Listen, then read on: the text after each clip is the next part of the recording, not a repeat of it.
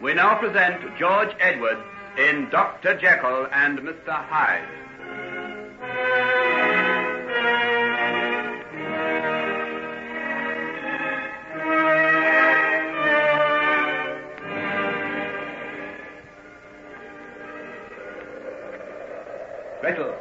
Gretel, can you hear me?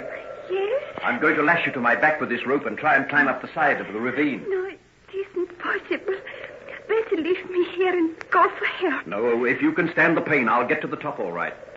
How does the leg feel now? It hurts. I know it does. But it's our only chance, Gretel. The ice and snow is likely to start and move again at any minute. And with this wind blowing... I know. So will you be a brave girl? It isn't any use. You can't do it with me. You will fall. That will be the end for both of us. Far better that I stay here and you go for help. No. If you stay, I stay, Gretel. It's my fault that you're here. Whatever happens, I'll share it with you. A little while ago, I was afraid of you. You thought I meant to do you some harm, wasn't that it? Yes. Perhaps you were right, Gretel. But since our accident, since that great wall of snow came down the mountain and swept us into this ravine, you've been so good, so wonderful. What else could I do? You never wanted to come up here. If it wasn't for me, you'd be safe in your village. The village? Will we ever see it again? And Franz? What will Franz do if I don't come back? You'll go back. I'll carry you up the side of this ravine. I'll take you back to your village and put you in the arms of your sweetheart. Or I'll die in the attempt. Now, come. Don't let's waste any time. I've got plenty of rope and plenty of strength. Now, are you ready? Yes. Good. There's still some brandy in this flask. You drink it down. And remember, if I hurt you, it's because I can't help it. Won't you have some, too? No, I'm better without it. I want you to sit up. Put your arms around my neck. Then I'll tie you to me with a rope. Now, you ready? Yes. Steady now. Take it easy. Take it easy. How's the pain? It's all right. You're a brave girl, Gretel. We learn to be hardy in the mountains. You'll be the mother of splendid sons one day, Gretel. That seems far away now. Oh, nonsense. It's only the distance from where we are now to the top of the ravine. Well, perhaps 300 feet. Just that little distance between us and life, between you and Franz, and your wedding next week. We're not going to admit we can't fight our way up that far, are we? Herr Dr. Jekyll, I said I was afraid of you. It was because I feared I might love you. Don't say that, Gretel. Since we have been through this night together, I know I will love you. Always. But without fear. It is the kind of love that is without evil. That is good and big. And makes us feel close to God. Before, I would have feared to tell Franz about you. Now, if ever I see him again, I will tell him everything.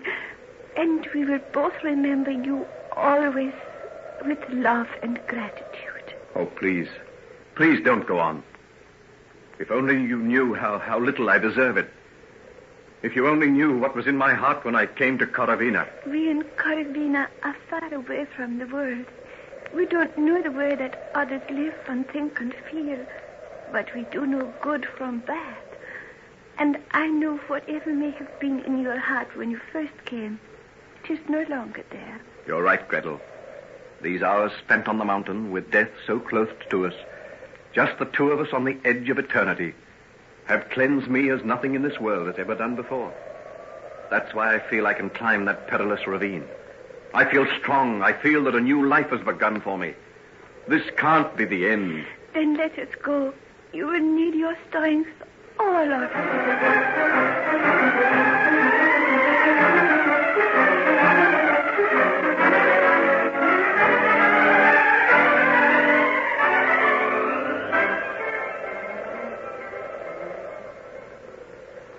You take Carl and Friedel and follow the rest far. Dr. Lanyon and I will take the north side. If you find them, sound your horn. You understand? Yes, boss. And if we don't, we'll return to the village when it gets dark. Good luck. Good luck. Come here, Doctor. How much more daylight have we got? About 4 hours. The twilight lasts a long time, even after the sun sets. Oh, hadn't you better have something to eat? You haven't stopped for a minute since we left. Oh, but I am not hungry. Look here, that's all very well. But you keep going much longer if you do have a bite of something. We may be searching for a long time yet. Till we find him. I'll search till I find her, if it takes weeks. Then sit down for a few minutes and have some of these sandwiches and a drink of coffee. Come on, now, there's no sense in killing yourself like this. Oh, it seems so slow, so helpless. This climbing over ice and snow. They might be anywhere of 1,000 places. We might pass right over their heads and not know it. And we might suddenly top a rise and see them right in front of us. You be sensible and have something to eat. I'll climb up onto that rock and have a good look round through the binoculars. Perhaps you are right. That's right. Now have a good tuck in.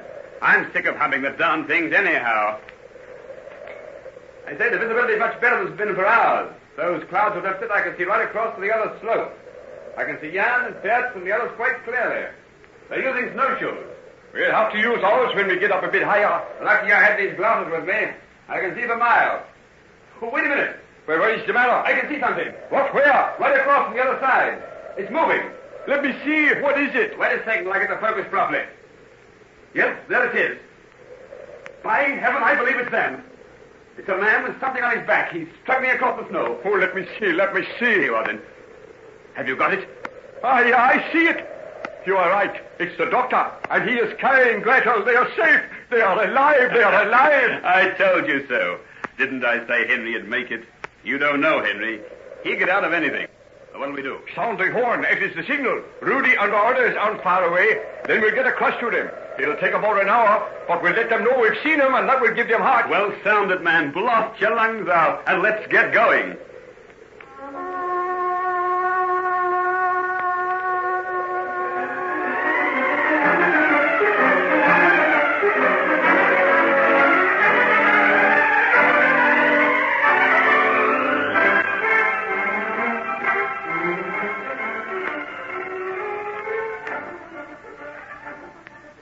Well, now, Hugh, you old rascal, I want a full and detailed explanation as to why you came out here to see me. Are you sure you're feeling all right?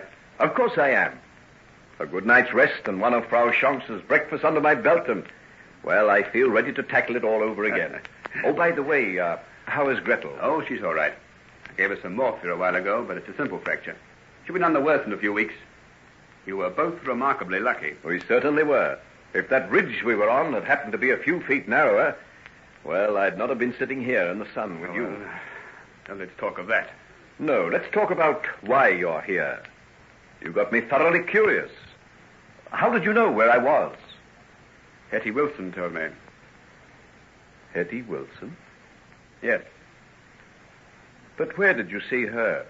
I went to that address you gave me. What address? Edward Hyde's house. You what? By heaven, Hugh, you had no right to do that.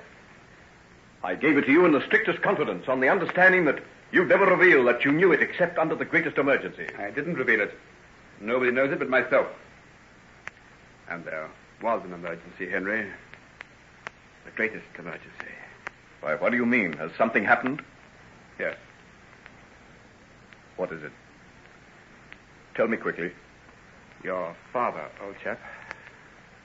My father. He's dead. Yes. Tell me about it. A stroke. He barely regained consciousness. It's only a matter of a few hours, and then the end. Why didn't you let me know before? You left no address. That's why I went to Hyde's place. I thought perhaps he might know. I see. Did Hetty tell you anything else beyond where I was? She thought Hyde had gone with you. Is that all? She talked about him a bit. I gathered he's not very popular. No, he wouldn't be. Did she say anything about me? She seemed pretty bitter on that score, too. Yes, I suppose she is. But why do I think about these things when he is dead? Without my knowing, without me being there. You couldn't have done anything, old chap. But he would have liked me to be near. We were very close.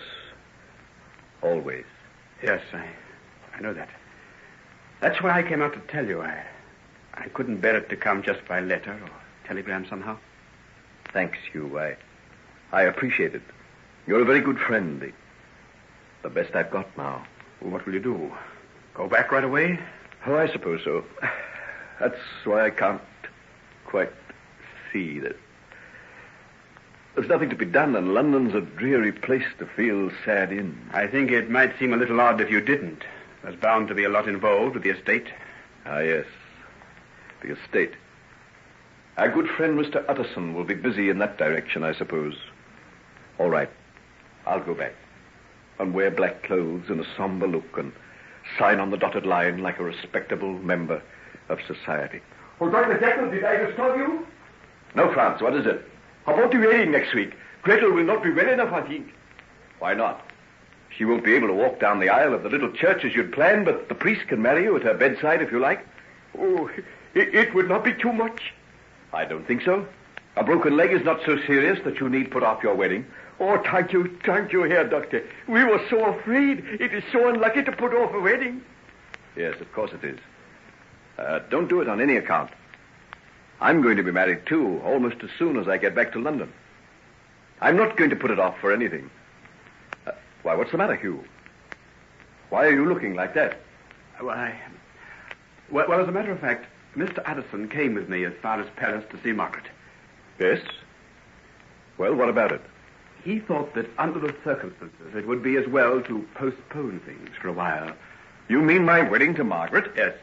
As a matter of fact, I think he's cancelled some of the arrangements already. What, without consulting me? By heaven, this is too much. But surely you must... I've been waiting for Margaret for years. He's put me off again and again, and I'll not stand for it. Nothing and no one shall keep her from me. If that old man tries to do it, it'll be the worst for Henry, him. old man, take a pull. You're unstrung. You've had a bad time. The accident, the news of your father's death, and now this. Oh, haven't I lost enough? I can't do without her. I can't. She's the most beautiful and the most wonderful thing I've got left in life. How can I live without her?